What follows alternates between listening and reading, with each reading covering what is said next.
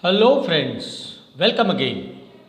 Friends, in today's video lecture, we want to discuss important characteristics or features of Victorian poetry. And then we are also going to discuss Alfred Tennyson as the most important literary personality of the Victorian era as the representative poet of this Victorian age. But before we move ahead, I request you to please subscribe to this channel and click on the bell icon so that whenever I upload a new video, you will get the notification. So friends, now let's begin to discuss this Victorian age and its characteristics. Friends, remember the whole 19th century, actually 1830 to 1900, this 70 years is known as the age of Queen Victoria, is also known as Victorian Age in English literature, and Alfred Tennyson and Robert Browning, they were the most outstanding poets of England during this period. Victorian Age, in fact, many historians consider this age as the brightest periods in the entire history of English literature. Queen Victoria came on the throne of England in 1837. Remember this date, 1837. From this date onwards, the historians of English literature believe that a new era, a new period begins in English literature also. Queen Victoria was ruling on England from 1837 till 1901. So roughly the period from 1930s to 1830s to 1900, this period is considered as the Victorian Age.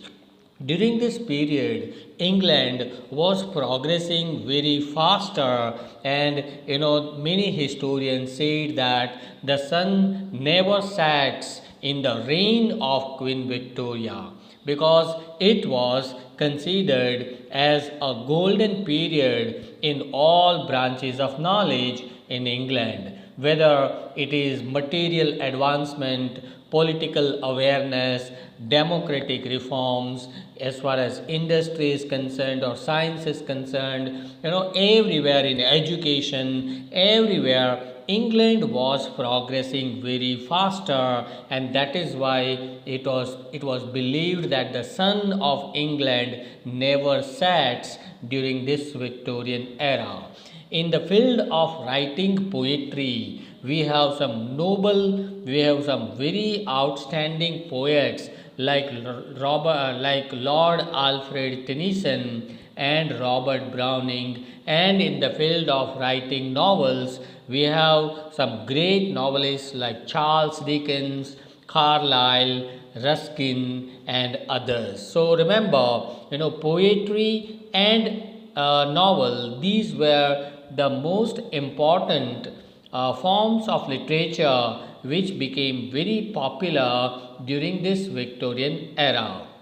Now, the question is how this Victorian era began. Okay, so remember the end of Romantic Revival. Now, the Romantic Revival was the previous period before Victorian era. What is that period? It's a very small period of 1798 to 1830. You remember Wordsworth, Coleridge, Shelley, Keats, Byron, they were the poets of this period of Romantic Revival. Okay, and then we have the new beginning of a new age beginning from 1830 onwards. But before this beginning of Victorian era, if you examine the history of England and English literature, we find that there is a series of events of death which made the whole literary scenario quite dull and drab and dim, right? Let me tell you, John Keats died in 1821 at a very younger age. Shelley died in 1822. Lord Byron died in 1824. Coleridge and Wordsworth also practically stopped writing by 1830. So by 1830, the major poets of Romantic revival, either they were dead, they had left this world, or they stopped writing poetry. So, some critics, historians believe that it was the end of the golden era of Romanticism. But at the same time, we must also remember that after 1830, we have some new personalities, new outstanding literary personalities who came on the screen, who picked up English poetry and English novels, and they gave a new color, new charm, new beauty, and new taste to English literature. And Lord Alfred Tennyson was one among them, and that is why we are going to discuss Alfred Tennyson as the most important and representative poet of his age. But before that, let's have a look at the important features, characteristics of Victorian poetry. What kind of poetry was existing during this era, during this age? Number one, mass production of poetry.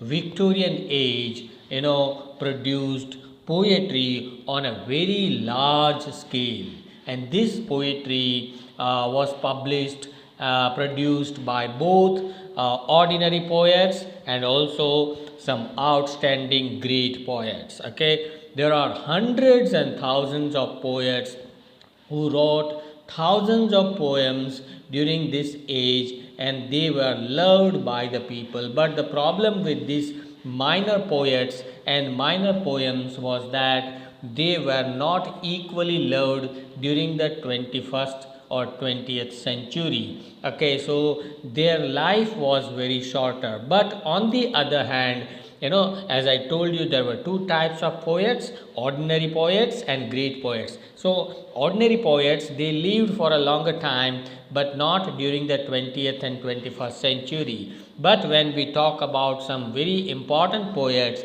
we must remember these two poets, Alfred Tennyson and Robert Browning. They did a very important job, a great job, by raising the public taste. Tennyson was a poet who knew what the people wanted. Okay, he raised the voice of the people, he raised the taste of the people, and he imparted new beauty, pride, and respect to poets and poetry during this 19th century, right? And that is why we consider Tennyson as an outstanding representative of his age. Not only this, remember, Tennyson wrote poetry on the doubts of the people, on the feelings of the poor people, and Robert Browning also expressed the faith of the people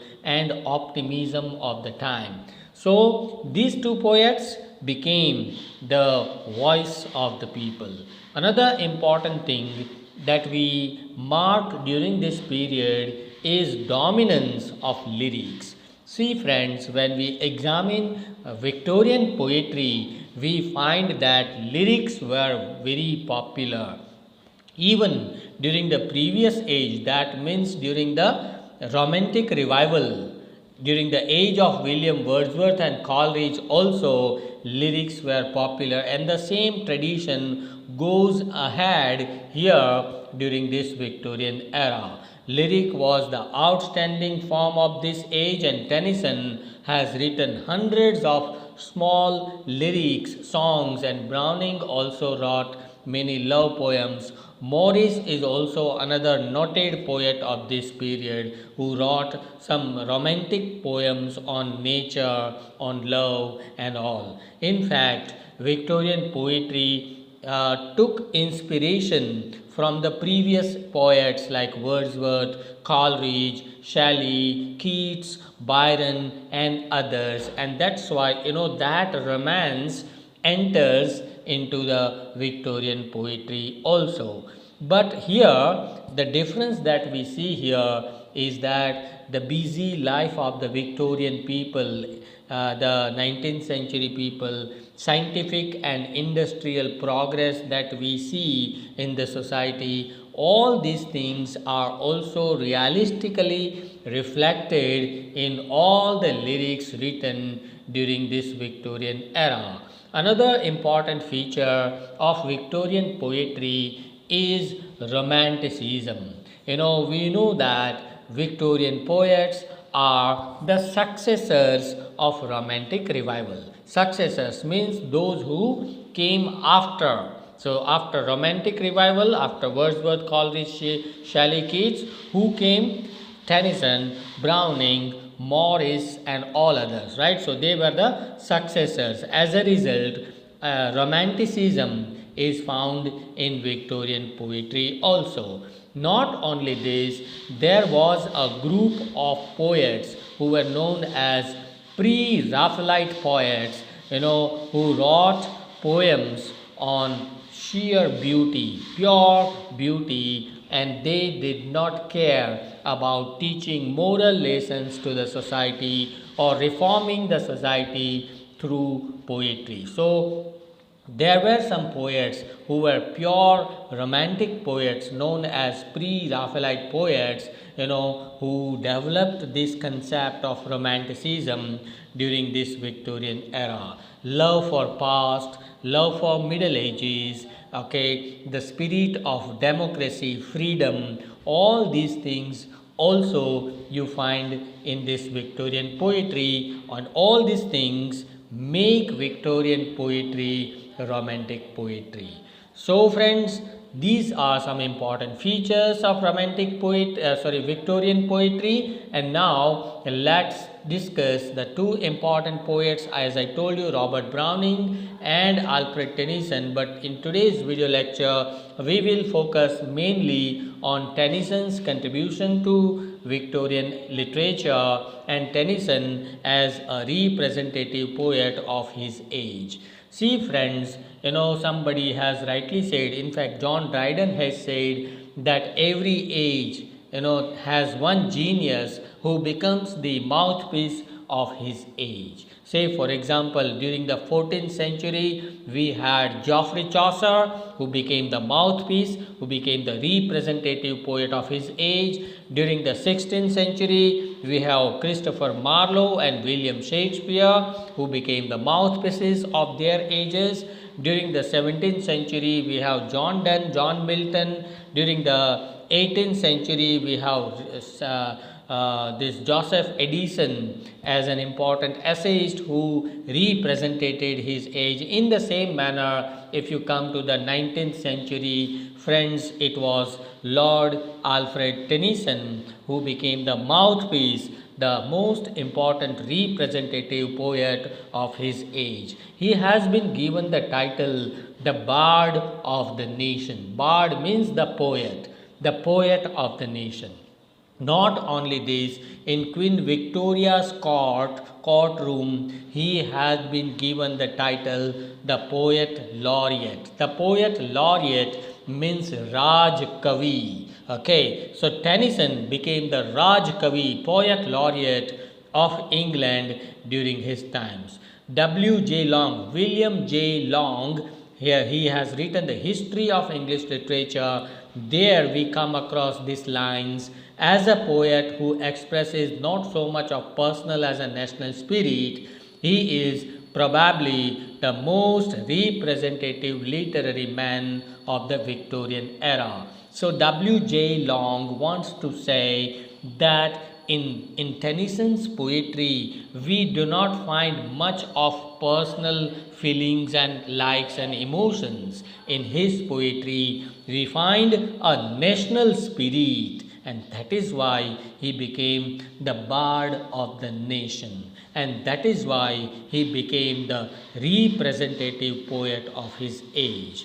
Tennyson was to the Victorian era what Chaucer was to the Middle Ages and what Shakespeare was to the Elizabethan Age. So, what Shakespeare did during his times and what Chaucer did during his times, Tennyson did during the Victorian era. So, this is how you can compare Tennyson with Shakespeare and Chaucer and others, right? He was, as I told you, the mouthpiece of his age. Stopford Brooke, an important critic, also said that for more than 60 years, Alfred Tennyson lived close to his age. Okay, so more than 60 years, about 70 years, he was respected and he had been respected by the people, by the critics for his contribution. Okay, Tennyson represents the feelings, the thoughts, and the aspirations of the Victorian British society. His poems present the true pictures of the hopes and fears, ambitions and struggle, and the dreams of the British society of his age. Another important feature that you find in Tennyson's poetry is his patriotism. Patriotism, friends, means Desh Bhakti, love for the country. Tennyson was a great lover of his country. During this age, English people loved England and they were proud of their country. And this pride, this love for the country has been realistically reflected in many of Tennyson's poetry. I have taken these lines from one of his poems. There is no land like England where the light of the day be. So he appraises, he appreciates England. He says there is no land like England in this world where the light of the day be. There are no hearts like English hearts. According to Tennyson, English hearts are the most highly sensitive hearts and full of pride and prestige as far as love of country is concerned. Such hearts of oak as they be. He says that British hearts are as strong as oak. Oak is a kind of a wood. Okay, there are no man like Englishman so tall and so bold as they be. So this is how he appreciates his country. He appreciates the fellow people, British people of his times. What was his attitude to nature? If someone asks you, then remember Tennyson was also a great poet of nature. You remember Wordsworth. Wordsworth was a great poet of nature during the previous age romantic revival, but if we talk about Victorian age, then Tennyson was very important as far as presentation of nature and natural elements in poetry is concerned. His attitude in poetry is mystical. He finds music in nature and there are different moods of joy and sorrow in the presentation of nature. What was his attitude to women? Then during the Victorian age, women, were fighting for their rights. Women wanted equality. They wanted to be equal to man. So this feeling of freedom of women, their struggle has also been reflected by Tennyson in most of his poems. Tennyson was a true representative of his age, and that is the reason why he tries to express the same spirit of the people, the feelings and thoughts of the people as he actually observed in his society. He draws the realistic picture of the British society where women were supposed to cook and do household work. You mark these lines, men for the field and women for the hearth. Hearth means चूल्हा, right घर पे जो खाना बनाने के लिए हम जो चूल्हा का यूज़ करते हैं, चूल्हे का यूज़ करते हैं. So man for the field, in those times there was a voice raised by the women that why only we stay at home and you go to the field. Man for the sword and for the needle she. Man goes for and fights the battle, and we knit the clothes. Women are not made for the needles and men are not made for the swords. We can do man's job, men to command and women to obey. Okay, everything else is confusion. So this voice of the women has also been reflected in his poetry. Another important thing to note about is his attitude to love and sex. Tennyson was a true mouthpiece of his age. He was much orthodox in matters of presentation of love and sex. He believed in restraint. Restraint means to stop, to control.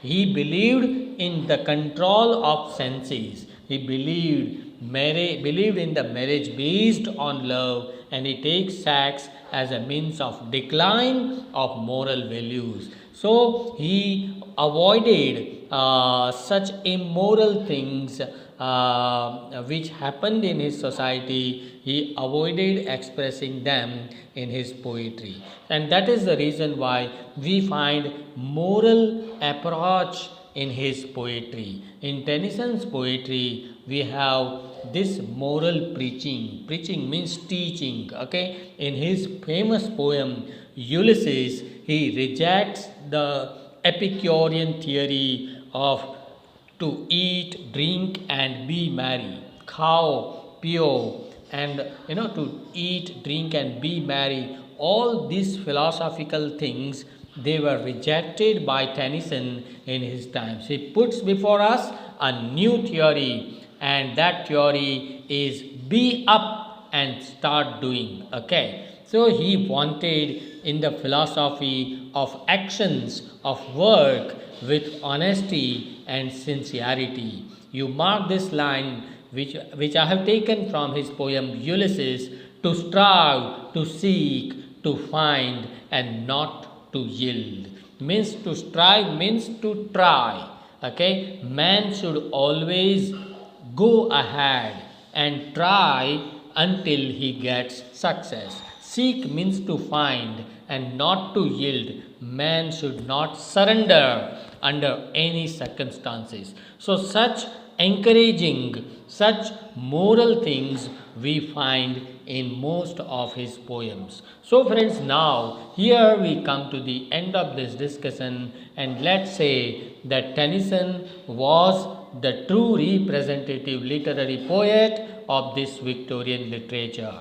He was the master of poetic diction. Diction means language, and used different techniques in all his poetical works. Tennyson has become immortal because of many of his poems, but I love his poem In Memoriam and Ulysses. These two poems are very outstanding, and all in all we can say that Victorian poetry is marked by dominance of lyric, romanticism, moralism, mass production of poems. All these are the features of the Victorian poetry. So friends, here we come to the end of this lecture. If you have still any doubts or questions, do write to me in the comment section of this channel, and please share this video among your friends and classmates. Thank you very much.